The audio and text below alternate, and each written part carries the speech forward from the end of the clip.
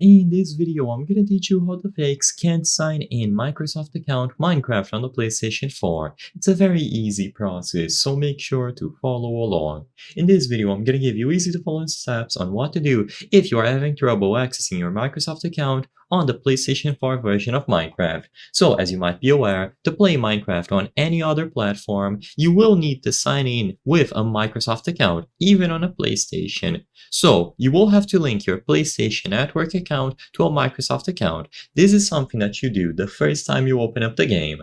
So, if you are having trouble getting this error to go away, it could first indicate that the link was not established properly. I would recommend trying to reinstall Minecraft and seeing if you are able to relink your account, or go over to the account settings inside of the game and see if there's anything related to managing your account here. Now, you will notice that I am recording this process on my PC. This is because something else that you can try to do to fix this issue is to go over to the Xbox website. So through a web browser on your computer or your phone, go over to xbox.com. Sign into the Microsoft account that you used to play Minecraft on the PlayStation 4, click on your name or icon at the top right, and then go over to your Xbox profile.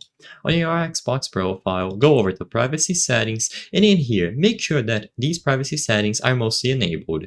Now, this allows you to communicate, do crossplay, talk to others, play in different platforms, and so on. By enabling most of these, you will be able to make absolutely sure that everyone can interact with you and that you will be able to sign into your Microsoft account on other consoles and platforms. So I would highly recommend it to just set this to everyone, but of course this isn't mandatory. Besides this, go over to change gamertag and try updating your gamertag. This might seem simple, but sometimes a quick gamertag change will be the indicator for the game to pick up that your Microsoft account is properly activated and connected, so this way you should be able to get in game after you update this.